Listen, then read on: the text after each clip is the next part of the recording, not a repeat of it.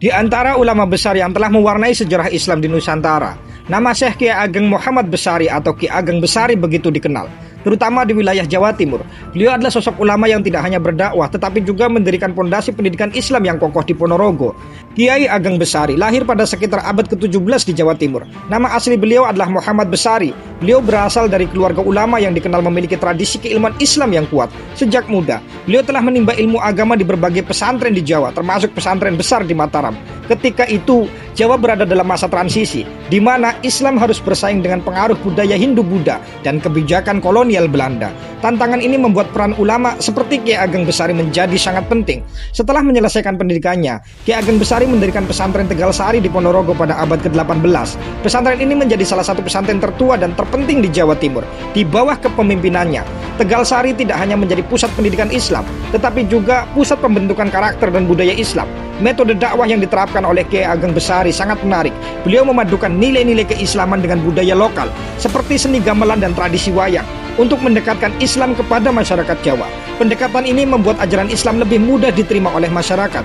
Ki Ageng Besari juga memiliki hubungan yang erat dengan Keraton Mataram. Beliau sering dimintai nasihat oleh Raja-Raja Mataram, khususnya dalam urusan agama dan pemerintahan.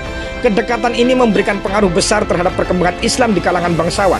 Salah satu murid beliau yang terkenal adalah Raden Mas Said, yang kemudian menjadi Pangeran Sambernyawa atau Mangkunegara I, pendiri Mangkunegaran di Surakarta. Hubungan ini menunjukkan betapa besar peran Kiai Ageng Besari dalam membentuk generasi pemimpin di Jawa. Kiai Ageng Besari dikenal sebagai seorang sufi yang mengajarkan pentingnya hubungan spiritual dengan Allah. Tasawuf yang diajarkan oleh beliau tetap berlandaskan syariat Islam dengan penekanan pada akhlak dan kesederhanaan. Beliau juga menanamkan pentingnya pendidikan sehingga pesantren Tegal Sari menjadi model bagi pesantren lain di Jawa. Tegal Sari menghasilkan banyak ulama besar yang kemudian menyebarkan ajaran Islam ke berbagai pelosok Nusantara. Kiai Ageng Besari wafat di Tegal Sari dan dimakamkan di kompleks pesantren yang beliau dirikan. Hingga kini, makam beliau menjadi tempat ziarah yang ramai dikunjungi sebagai bentuk penghormatan atas jasa dan kontribusinya dalam dakwah Islam.